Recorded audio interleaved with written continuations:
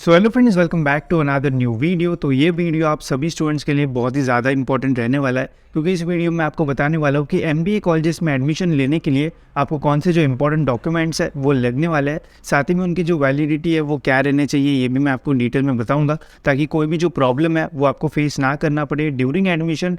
And guys मैं आपको जो काउंसलिंग से रिलेटेड थोड़ी बहुत जो इन्फॉर्मेशन है वो भी दूंगा, एंड ये भी बताऊंगा कि एफसी सेंटर्स क्या होते हैं एंड कहाँ पे जाके हमें अपने जो डॉक्यूमेंट्स है वो वेरीफाई करने पड़ते हैं ड्यूरिंग एडमिशन प्रोसेस। तो वीडियो एंड तक देखते रहिए, एंड चैनल पे अगर आप न्यू हो तो सब्सक्राइब जरूर से कर लीजिए, ताकि आपको एमबीए सीईटी से रिलेटेड सारे जो अपडेट्स है वो टाइम टाइम मिलते रहे। तो सबसे पहले गाइज मैं आपको ऐसे डॉक्यूमेंट्स के बारे में बताने वाला हूँ जो कि ऑलमोस्ट सभी स्टूडेंट्स को जो है वो लगने वाले हैं। फिर हम ऐसे डॉक्यूमेंट्स के बारे में बात करेंगे जो कि कैटेगरी स्टूडेंट्स को जनरली लगते हैं। ठीक है, तो सबसे पहले हम नॉर्मल जो सभी को लगेंगे डॉक्यूमेंट्स उनके बारे में बात करते हैं। तो सबसे पहले तो गाइज आपको जो 10th की मार्कशीट है वो तो लगने ही वाली है, तो ये अपने पास रखना। फिर 12th की मार्कशीट जो है वो भी लगती है। फिर जो ग्रेजुएशन मार्कशीट है गाइज ये भी लगती है। बट यहाँ पे काफ़ी सारे स्टूडेंट्स कंफ्यूज हो गए, क्योंकि काफ़ी सारे स्टूडेंट्स की जो एग्जामिनेशन रहेगी ड्यूरिंग एडमिशन प्रोसेस वो हो चुकी होगी, बट जो रिजल्ट है वो लगना बाकी रहेगा। तो उस टाइम ये जो मार्कशीट है वो कैसे लाएंगे, ऐसा भी मतलब काफ़ी सारे स्टूडेंट्स का क्वेश्चन होता है। तो उस टाइम गाइज जो भी आपका ऑनलाइन रिजल्ट वगैरह लगता है, एक तो वो आप जो है वो अपलोड कर सकते हो। एंड फिर जब आपका एडमिशन, जब आप कॉलेज में एडमिशन करने जाओगे फिजिकली, तो उस टाइम तक आपका जो ग्रेजुएशन का मार्कशीट है वो आ जाता है। तो उस टाइम आप फिर जो रियल ओरिजिनल वाला मार्कशीट है वो सबमिट कर सकते हो। तो इसके लिए थोड़ा एक्सेप्शनल रहता है। अब जैसी कंडीशन, जैसी सिचुएशन रहेगी उसी के अकॉर्डिंग हमें वो डॉक्यूमेंट जो है वो अपलोड करना पड़ेगा, बट जो ग्रेजुएशन मार्कशीट है वो लगती है। फिर जो नेक्स्ट है गाइस ये ट्रांसफ़र सर्टिफिकेट, ये भी जो है वो आपको लगेगा ही 100%। एक कॉलेज से जब हम दूसरे कॉलेज में जाते हैं तो जो ट्रांसफ़र सर्टिफिकेट है वो भी हमें लगता है। फिर नेक्स्ट है गाइस माइग्रेशन सर्टिफिकेट।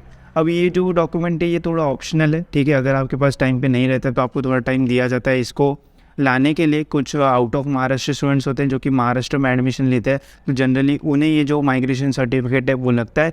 या फिर कोई सपोज़ एक यूनिवर्सिटी में अभी पढ़ रहा है, सपोज़ कोई नागपुर यूनिवर्सिटी में पढ़ रहा है, फिर कोई एमबीए के लिए दूसरी यूनिवर्सिटी में जाता है, या फिर पुणे यूनिवर्सिटी, ऐसे यूनिवर्सिटी से एमबीए करता है फिर नेक्स्ट में, तो उन्हें ये जो माइग्रेशन सर्टिफिकेट है वो लग सकता है। बट ये ऑलमोस्ट सभी को नहीं लगता है। अगर नहीं भी रहता है तो ऑप्शनल रहता है, इसके लिए आपके पास टाइम रहता है। किसी को लगता है, किसी को नहीं लगता है, ठीक है। तो जब हमारी एडमिशन प्रोसेस स्टार्ट होगी तो इसके बारे में मैं आपको और भी डिटेल में जो इन्फॉर्मेशन है वो दूंगा, ठीक है। अगर आपके पास ये नहीं भी रहता है तो ज़्यादा प्रॉब्लम जो है वो नहीं होता है, ठीक है।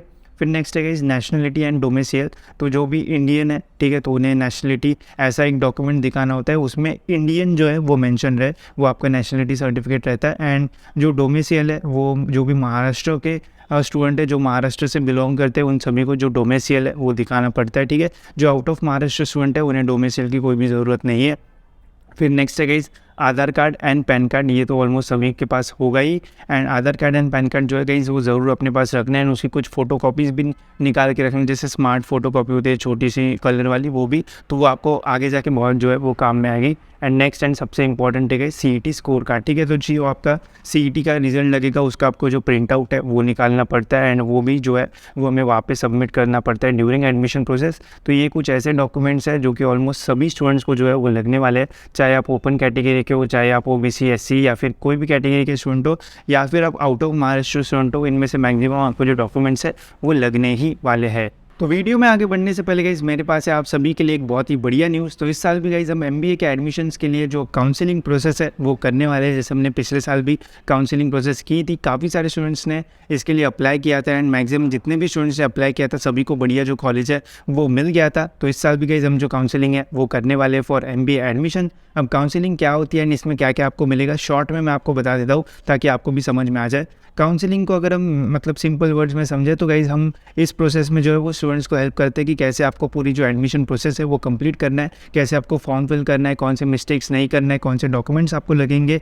एंड फिर उसके बाद जब ऑप्शन फॉर्म फिलिंग प्रोसेस शुरू होती है तो आपको जितने परसेंटाइल है तो उस परसेंटाइल में आपको कौन से बढ़िया कॉलेजेस मिल सकते हैं पूरे महाराष्ट्र में, इसकी हम पूरी जो एक्सपेक्टेड लिस्ट है वो आपको देते हैं। एंड कौन से कॉलेज को कौन से प्रेफरेंस में डालना है ये भी बताते हैं, ताकि आपको बढ़िया से बढ़िया जो कॉलेज है वो मिल जाए। तो ये सारी चीज़ें हम करते हैं इस काउंसलिंग प्रोसेस में।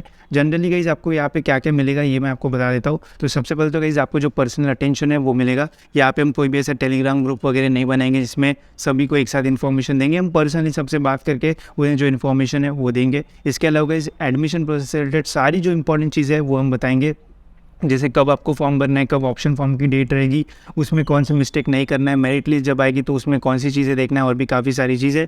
फिर गाइस सबसे इंपॉर्टेंट, हम आपको बेस्ट कॉलेज लिस्ट देंगे अकॉर्डिंग टू योर परसेंटाइल। जो भी आपके परसेंटाइल रहेंगे, जैसे रिजल्ट लगेगा तो हमें परसेंटाइल पता चलेंगे, उसके अकॉर्डिंग कौन सा बेस्ट कॉलेज आपको मिल सकता है एंड कौन सा कॉलेज आपको लेना चाहिए, ये भी हम इसमें बताएंगे। इसके अलावा गाइस जब आप ऑप्शन फॉर्म फिल करोगे तो उसमें भी हम आपकी हेल्प करेंगे कि कैसे प्रेफरेंस देना है, कौन सा ऑप्शन कहाँ पे डालना है, ये भी हम एकदम डिटेल में आपको बताएंगे। एंड इसके अलावा इस डॉक्यूमेंटेशन में भी आपकी जो है हम है वो हेल्प करेंगे। सपोज़ किसी को नहीं पता है कि कौन से डॉक्यूमेंट्स लगते हैं, कहाँ पे बनाना पड़ता है, तो ये सारी चीज़ें भी जो है गाइस वो हम इस काउंसलिंग प्रोसेस में जो है वो आप सभी को बताएंगे। तो एक बहुत ही बढ़िया प्रोसेस होती है। जिन भी स्टूडेंट्स को चीज़ें अच्छे से नहीं पता रहती है उनके लिए गाइस ये जो काउंसलिंग प्रोसेस है वो जनरली हम बनाते हैं। जिन स्टूडेंट्स को अच्छा कॉलेज चाहिए उनके लिए ये काउंसलिंग प्रोसेस जो है वो काफ़ी हेल्पफुल हो सकती है। तो अगर आपको भी एडमिशन प्रोसेस से रिलेटेड हेल्प चाहिए तो इस काउंसलिंग प्रोसेस के लिए जो है वो आप अप्लाई कर सकते हो। जो लिंक्स है वो आपको डिस्क्रिप्शन में मिल जाएगी। अब बात करते हैं ऐसे डॉक्यूमेंट्स के बारे में जो कि जनरली जो कैटेगरी वाले स्टूडेंट्स रहते हैं, जैसे ओबीसी हो गया, एससी हो गया, उन्हें लगते हैं। तो वो कौन से डॉक्यूमेंट्स है वो भी मैं आपको बताता हूँ। तो ये डॉक्यूमेंट्स तो कैटेगरी स्टूडेंट्स एंड जनरल सभी को लगेंगे, बट जो कैटेगरी वाले स्टूडेंट्स जो कि कैटेगरी से बिलोंग करते हैं उन्हें कुछ एक्स्ट्रा डॉक्यूमेंट्स भी लगते हैं। जैसे कैटेगरी स्टूडेंट्स को जो कास्ट सर्टिफिकेट है वो लगती है। अगर आप ओबीसी, एससी या फिर कोई भी कैटेगरी से हो तो कास्ट सर्टिफिकेट ज़रूर आपके पास जो है वो रहनी चाहिए। फिर एक सबसे खतरनाक डॉक्यूमेंट जिसको बनाने के लिए बहुत ज़्यादा टाइम लगता है जो कि है कास्ट वैलिडिटी सर्टिफिकेट। ठीक है, जो भी कैटेगरी से बिलोंग करते हैं उन्हें जो कास्ट वैलिडिटी सर्टिफिकेट है गाइस वो मैंडेटरी जो है वो सबमिट करना ही पड़ता है। एंड ये नहीं रहने से बहुत सारे लोगों का जो है वो कैटेगरी से ओपन में जो है वो शिफ्ट हो जाता है। तो अगर आपके पास ये डॉक्यूमेंट नहीं है तो बनाने के लिए जो है वो डाल दीजिए। आपको एडमिशन के टाइम ये जो डॉक्यूमेंट है वो ज़रूर लगेगा। फिर नेक्स्ट है इस नॉन क्रिमिलियर सर्टिफिकेट। अब ये जो सर्टिफिकेट है ये कुछ ही कैटेगरी को लगता है, जितना मुझे पता है ओबीसी कैटेगरी को नॉन क्रिमिनल जो है वो लगता है। आई थिंक एससी को जो है वो ये नहीं लगता है। तो आप ये जान लीजिए कि आपको नॉन क्रिमिनल लगता है या फिर नहीं। अगर लगता है तो नॉन क्रिमिलियर सर्टिफिकेट जो है वो भी बना लीजिए। अगर आपको नहीं लगता है तो फिर आपको कास्ट एंड जो वैलिडिटी है ये दो ही जो है वो लगेगी। सपोज अगर आप ओबीसी हो तो आपको caste certificate, cast validity and non criminal ये तीनों जो है वो लगता है। ठीक है, फिर नेक्स्ट है गाइस ईडब्ल्यूएस सर्टिफिकेट। अब ईडब्ल्यूएस सर्टिफिकेट उन्हें लगता है जिनको ईडब्ल्यूएस से अप्लाई करना हो। ठीक है, जिन भी स्टूडेंट्स की जो इनकम है, जिन भी स्टूडेंट्स के पेरेंट्स की इनकम 8 लाख या फिर उससे कम रहती है तो वो ईडब्ल्यूएस के लिए जो है वो अप्लाई कर सकते हैं। इसके कुछ अपने बेनिफिट्स होते हैं। इकोनॉमिकली वीकर सेक्शन रहता है, इसमें आपको फीस रिडक्शन जो है वो देखने को मिलेगा। तो इकोनॉमिकली वीकर सेक्शन के ऊपर अगर आपको डिटेल में वीडियो चाहिए होगा तो बता देना कमेंट्स में, मैं इसके ऊपर डिटेल में वीडियो बना दूंगा जिससे आपको समझ में आएगा कि क्या फ़ायदे आपको जो है वो ईडब्ल्यूएस से मिल सकते हैं। जनरली जो ओपन कैटेगरी के स्टूडेंट्स होते हैं वो ईडब्ल्यूएस के लिए अप्लाई करते हैं जिनकी इनकम जो है वो 8 लाख के नीचे रहती है। ठीक है, नेक्स्ट है गाइस इनकम सर्टिफिकेट। तो जितने भी कैटेगरी एंड ओपन के जितने भी स्टूडेंट्स होंगे उन्हें इनकम सर्टिफिकेट जो है वो लगेगा। अगर आप ईडब्ल्यूएस से अप्लाई करते हो तो इनकम सर्टिफिकेट लगेगा। अगर आप कैटेगरी स्टूडेंट हो तो आपको जो इनकम सर्टिफिकेट है वो लगेगा। तो ये कुछ ऐसे डॉक्यूमेंट्स है गाइस जो कि कैटेगरी वाले स्टूडेंट्स को जो है वो लगते हैं। बस ये नॉन क्रिमिनल का जो है गाइस वो एक बार देख लेना कि और कौन से कैटेगरी को लगता है। ओबीसी को तो 100% ये लगता है, एससी को नहीं लगता है, और बाकी जो कैटेगरीज है जैसे एसबीसी हो गया या फिर और कुछ कैटेगरी एनटी एसटी तो वो लगता है या नहीं वो देख लेना। ठीक है, आपको समझ में आ जाएगा। बट ये जो पहली कास्ट एंड कास्ट वैलिडिटी है ये सभी कैटेगरी को जो है वो लगता है। ठीक है, इसके अलावा ये जो नॉन क्रिमिनल सर्टिफिकेट है इसके वैलिडिटी का भी जो है वो आपको देखना है। एक वैलिडिटी जो है वो दी है सीईटी सेल ने। जैसे हम फॉर्म भर रहे थे registration and application form filling process का, तो उसमें क्लियरली मेंशन था you are required to upload the non-criminal certificate issued by sub-divisional officer or deputy collector of the district in addition to the caste certificate valid up to 31/3/2024। ठीक है, तो आपकी जो non criminal की जो validity है वो इतनी रहनी चाहिए। ठीक है, अगर आपकी वैलिडिटी एक्सपायर हो जाती है तो आपको उसे जो है वो अपडेट करना पड़ेगा। तो ये ध्यान में रखना, बहुत सारे स्टूडेंट्स के पास एनसीएल होगा, नॉन क्रिमिनल सर्टिफिकेट होगा, एक बार उसकी जो वैलिडिटी है वो चेक कर लेना। अगर इतनी नहीं है तो उसे आपको जो है वो अपडेट करना पड़ेगा। ठीक है, एंड सभी ओरिजिनल डॉक्यूमेंट जो है वो हमें अपलोड करना पड़ता है ड्यूरिंग एडमिशन प्रोसेस। वो कैसे करना है उसके ऊपर भी मैं वीडियोज़ जो है वो ज़रूर से अपडेट कर दूंगा। एंड साथ ही में गाइस जो एफसी सेंटर है वो क्या होता है वो भी मैं आपको जो है वो बता देता हूँ।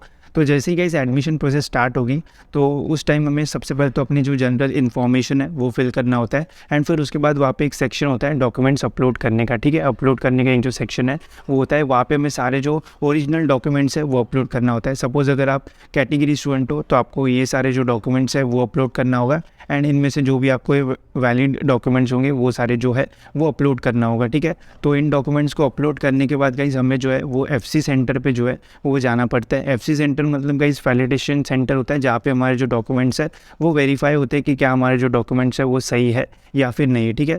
ये जो FC सेंटर है वो जनरली जो है वो कॉलेजेस रहते हैं। सपोज़ अगर आप मुंबई में जाते हो तो मुंबई के कोई जो कॉलेजेस है जैसे VGTI होगा वो FC सेंटर रहेगा, तो बहुत सारे FC सेंटर रहते हैं। वहाँ पे जाके हमें हमारे जो डॉक्यूमेंट्स है वो वेरीफाई करने होते हैं। जैसे ही हमारे डॉक्यूमेंट्स वेरीफाई होते हैं गाइस, तभी जाके हमारा जो फॉर्म है वो अप्रूव हो जाता है एंड फिर हम जो है वो ऑप्शनल फॉर्म के लिए जो है वो एलिजिबल होते हैं, ठीक है। तो FC सेंटर में भी जाना बहुत इंपॉर्टेंट होता है। इसके रिलेटेड और भी जो आगे इन्फॉर्मेशन है वो मैं आपको दूंगा। एंड जो जैसे मैंने आपको बताया कि जो पर्सनल काउंसलिंग है उसमें और भी डिटेल में आपको जो चीज़ है वो समझ में आएगी। एंड जो भी स्टूडेंट पर्सनल काउंसलिंग लेगा उन्हें बहुत ज़्यादा फ़ायदा होगा। उन्हें कॉलेज तो इजीली मिल ही जाएगा, साथ ही में जो भी डॉक्यूमेंटेशन वर्क होता है, कहाँ पे जाना है, कौन सी चीज़ें आपको सही से करना है, और भी बहुत सारी चीज़ें आपको पर्सनली बताई जाएगी, जिससे आपका एडमिशन प्रोसेस में ओवरऑल बहुत ज़्यादा फ़ायदा होगा। एंड ईजिली आपकी जो एडमिशन प्रोसेस है वो कंप्लीट हो जाएगी एंड आपको ईजिली जो एडमिशन है वो भी मिल जाएगा। तो अगर आपको पर्सनल काउंसलिंग के लिए अप्लाई करना है तो नीचे लिंक दी हुई है, उसमें आप फॉर्म फिल कर दीजिए एंड आप एलिजिबल हो जाओगे, क्योंकि बहुत कम स्टूडेंट्स जो है वो हम लेते हैं एंड जितने भी लेते हैं उन्हें सभी को जो है वो ऑलमोस्ट कॉलेज जो है वो मिल जाता है। तो अगर आपको अप्लाई करना है काउंसलिंग के लिए तो अभी जो है वो आप फॉर्म भर दीजिए एंड बाकी सारे जो अपडेट्स है वो मैं आपको ज़रूर देता ही रहूँगा। एंड ये भी बताऊँगा कि कैसे आपको सारी जो प्रोसेस है वो करनी है एंड जो वो काउंसलिंग लेगा उन्हें और भी डिटेल में सारी जो चीज़ें वो पता चल रही होगी, ठीक है। इसके अलावा और कोई भी डाउट हो तो ज़रूर कमेंट सेक्शन में या फिर मुझे इंस्टाग्राम पर मैसेज कर सकते हो। मैं ज़रूर ट्राई करूँगा कि आपके सारे जो डाउट्स है वो क्लियर कर दूँ। एंड मिलते गए जैसे ही और एक इन्फॉर्मेटिव वीडियो में।